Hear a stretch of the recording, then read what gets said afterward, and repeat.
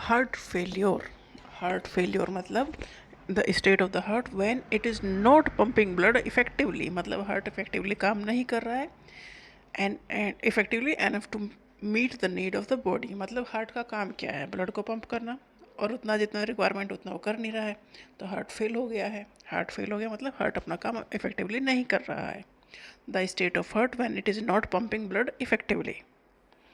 Heart failure can result from any condition. देखो heart fail की तो कई कंडीशन हो सकती हैं, जैसे कि डैमेज हो सकता है, कुछ वीक या ओवरवर्क ऑफ द हार्ट, कुछ भी सिचुएशन हो सकती है कि हार्ट काम ना करे, हार्ट फेल हो जाए। इसकी कई सारी वजह हैं, और हार्ट फेल होने का मतलब ये है कि हार्ट इफेक्टिवली काम नहीं कर रहा है। इसकी जो वजह हो सकती हैं, पहली वजह ये हो सकती है कि कोरोनरी आर्टरी डिजीज़ हो गई हो, मतलब उन आर्टरी में दिक्कत हो गई है जो आर्टरी हार्ट को ही ब्लड सप्लाई करती हैं।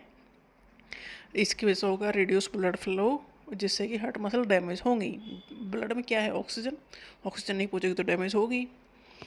सारे न्यूट्रिएंट हैं, सब ब्लड के थ्रू ही पहुंचाया जा रहा है। अगर कोरोनरी आर्टरीज में कोई गड़बड़ हो गई है, कोई डिजीज़ हो गई है, तो ब्लड फ्लो कम होगा, हार्ट मसल्स को अच्छे से प्रॉपर ऑक्सीजन नहीं मिल पाएगी, न्यूट्रिएंट नहीं मिल पाएंगे, वो डैमेज हो जाएगा, हार्ट फेल कर जाएगा। Heart attack, sudden damage led to impaired pumping, heart attack आ गया तो भी हार्ट में दिक्कत हो जाएगी। हाइपरटेंशन मतलब high BP, long term pressure, hypertension मतलब आर्टरीज के वॉल पर पड़ने वाला प्रेशर ज़्यादा है। इससे होगा क्या, heart muscle thickening and stiffening होगी, दिक्कत होगी। ट्रीटमेंट ऑफ हार्ट फेलियर क्या हो सकता है कि रेगुलर एक्सरसाइज करो, लो सोडियम डाइट लो, स्मोकिंग अवॉइड करो, क्योंकि ये सब ना आर्टरीज के वॉल में जमते हैं, तो आर्टरीज का जो ल्यूमेन है उसे थोड़ा छोटा करते हैं, जिससे कि ब्लड फ्लो के लिए रास्ता छोटा मिलता है, जिससे कि प्रेशर पड़ता है आर्टरीज के ऊपर।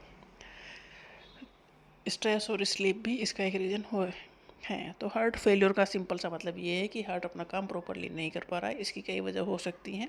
हार्ट का काम है ब्लड को फ्लो करना है, सप्लाई करना, और वो काम अच्छे से नहीं होगा तो जो सेल तक न्यूट्रिएंट और ऑक्सीजन नहीं पहुंचेगा, जहाँ नहीं पहुंचेगा वहीं दिक्कत हो जाएगी।